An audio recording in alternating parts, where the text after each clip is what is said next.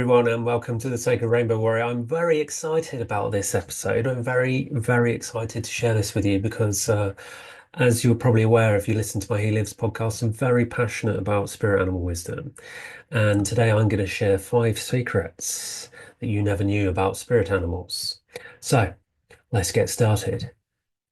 Number 1, did you know that spirit animals are actually your ancestors? Yes, took me a long time to realize this. It's really profound, actually.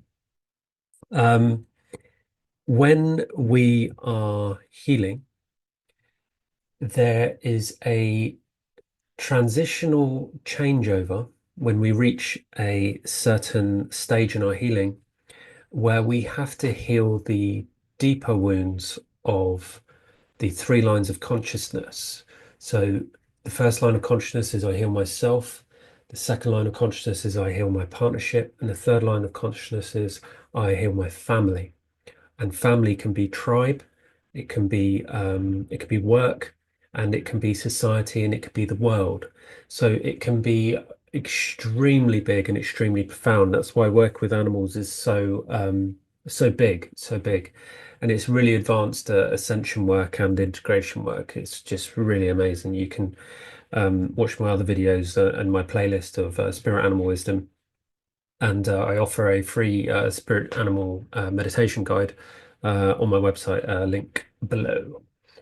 So when we start working with these tribal wounds, we are actually peeking into our relationship with our ancestors. And what that comes through a bloodline, but also comes through a spiritual line, a spiritual heritage of how close we are to God. It's like a bloodline to God. And I know that sounds really big and really profound, but that's the truth of it. That's how far I've gone with this.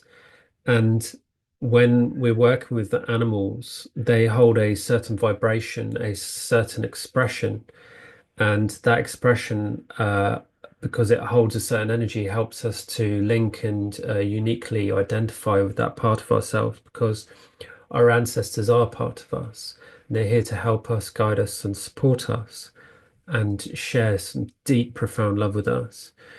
And I share a memory that came up in one of my ceremonies. I was having a healing war within myself, and I was dying. I was going through a process of death, and it was at the last minute when I got this vision of all these animals, and this bear stepped forward.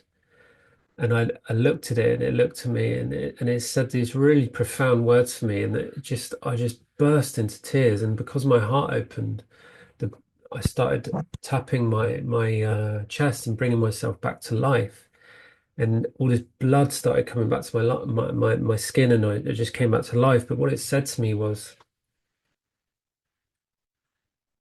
the the love that you feel for me is the love that you feel for yourself.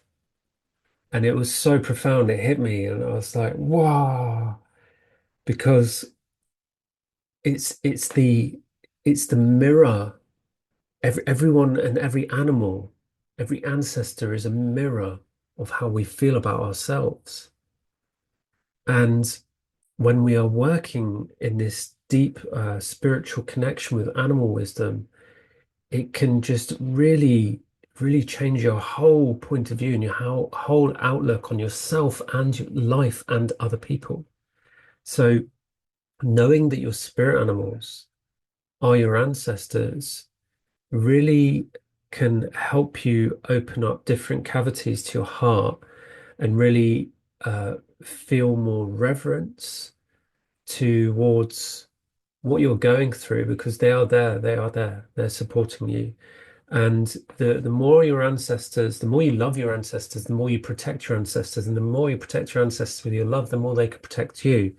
And they are waiting. They are here and they are waiting. So if you want to discover your spirit animal, like I said, do the meditation. I also do an online introduction course to your heart animal and your shadow animal.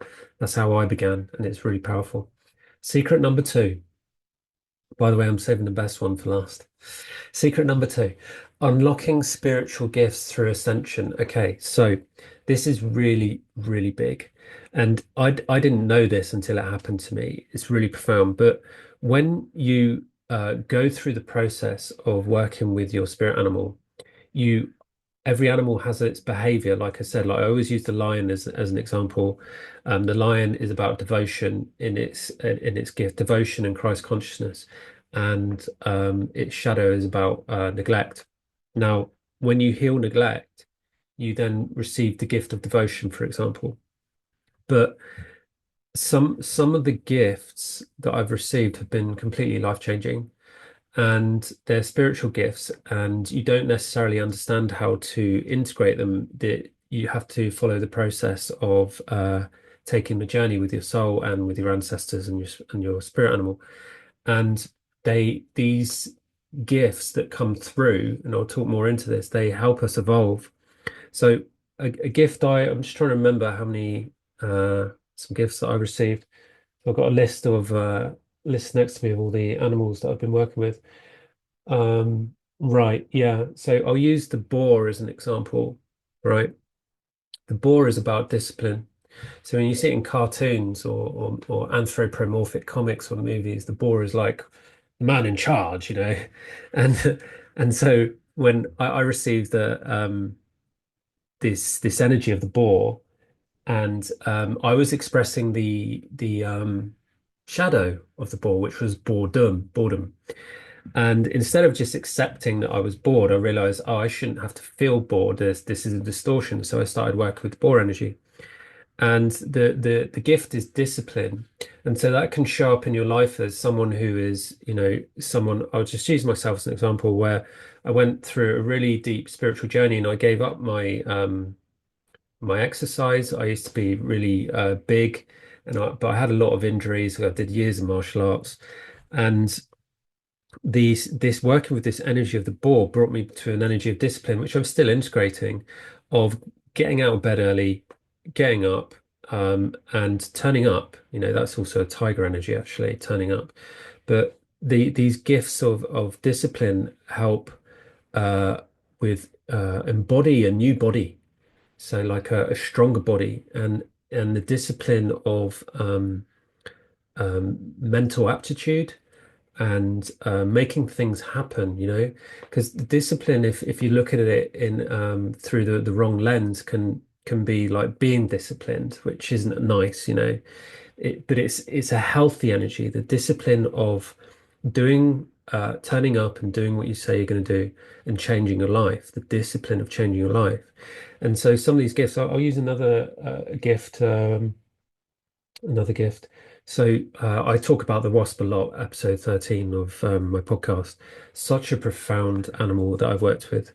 And it taught me about jealousy and overcoming jealousy, and how when people fire jealousy at you, it's because they admire you, but because it comes through a distorted judgment on themselves of, oh, they're doing something I love, but I can't attain that level, which isn't true. But because they feel that way, they send out hatred, and that comes through as jealousy, like a sting.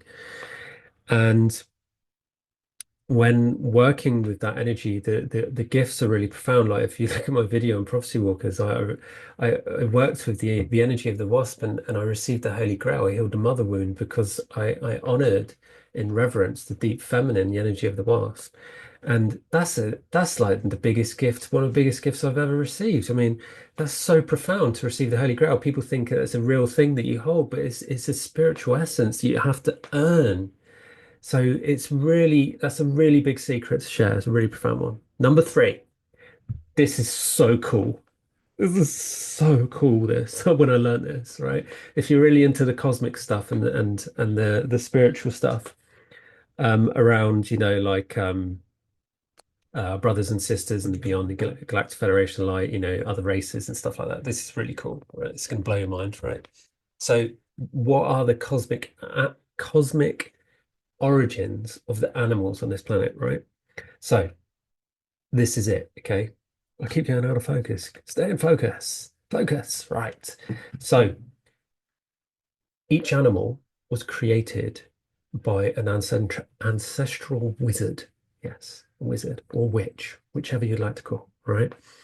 Now, they're races, different beings, right? There are brothers and sisters, but just to make it easy for you to understand, extraterrestrial beings that were here, that signed up to help humanity, gifted us the animals. So each animal is a gift for us to work with, and each one was created with a specific signature of that race. This is how profoundly important this planet is. We are so lucky to have so many different animals. There's billions, billions. And just think how much wisdom there is out there to learn. It's just so cool. So if you want to work with me on that one, I'd love that. That'd be really cool. So yeah, check out my website. Number four, spirit animals and the soul's blueprint. Okay, so how do they reflect different aspects of our being? So this, I think I've spoken into this a lot in the first one about ancestors, but oh right, yeah, I remember now. So yeah, this is a really profound secret. So when we when we realize the structure of who we are, they're made up of different aspects of spirit animals because that DNA that is in animals is in us, right? And so they make up who we are. And when we understand how we're made up, we understand who we are at a soul level. It's so profound. It's so profound. And you can unlock your full innate, your divine purpose, your life, the secrets of the cosmos, secrets of alchemy, of healing, of passion and sacred sexuality, of the voice, of love. It's endless. The gifts are endless. So there's a huge secret. There you go. Right. Number five. This is my favorite one. I'm going to get really serious about this one because I'm extremely strict about this, right? Number five, yeah, the dangers of claiming the wrong spirit animal. Okay. So this is only a secret because people are ignorant to it, and I don't mean that in a nasty way, but people just don't know this, and I learned this through watching somebody else make that huge mistake. So what happens when someone connects with the wrong totem? Now you hear about this in the spiritual community. You ask someone, you go, "What's your spirit animal?" Oh, well, it's so a jaguar, it's a panther, or it's a wolf, or it's a lion or a tiger or whatever, right? And it comes through egoic. I want that. Now I'll give you an example of a real life example of what happened to someone I knew that I was working with. I told him what his spirit animal was, and he didn't believe me because his ego wanted something stronger. His ego kicked in. So I told him that his heart animal was a mastiff, which is a dog. And most people, when you tell them, like I told someone that once a woman that her spirit animal was a snail, and the first thing that people react to something like that is, oh, I don't want that. Oh, I don't know. All these judgments on it, not realizing the gift isn't a visual. It's not about the judgments we have on animals. And it's funny as well because most people look like their heart animal. They actually embody how they look. Like when I told this woman about her snail, she actually had a really long neck and her eyes were quite bulging, which anyway, the point I'm making is that if if you so I didn't finish the story. Sorry, I got lost focus there. When I told him that his spirit animal was a dog, he said, "No, it's not." I said, "What is it then?" He said, "It's the wolf." And if I'd have known what I know now, I would have been like, "Oh dear, you're screwed. You're completely screwed." Because what happened was he destroyed his entire life, destroyed his family, destroyed his friends. He destroyed everything, and continues to destroy it. And I'm a very good friend, and that person betrayed me, and it was um, all because of that. Of all the animals to choose to choose the wolf, to say no, it's not the dog, right? So first of all, he's denying himself that love because of the judgments he has on being a dog, and he's stealing a power that he cannot comprehend. And what happens is when you steal an animal, you steal its shadow, and the shadow of the wolf is not one to mess with. No, not at all. And so that's a really profound secret that I can share with you is, I've read comments, a lot of comments over the years of lying saying people saying, oh yeah, that's totally my spirit animal. That's a form of stealing. That will get you in big trouble. So I warn you, take it seriously. Don't reject your totem. Don't reject your spirit animal. Just understand it. Like I've worked with people who their spirit animal is a worm, right? And the worm is really powerful. I know it may sound funny, but it's really powerful. Like it carves its way through the earth, and people take that stuff for granted. The enormous power. Because if you do reject it, you'll be taken on a dark path to show you the consequences of your action. And that guy that I talked about, he did that in 2021, and he's still going through that journey. And he might go through that for the rest of his life. This is how difficult it is working with distortions. If you're stealing, if you're listening to your ego instead of your heart and not accepting that, then it's gonna come back and bite you, literally.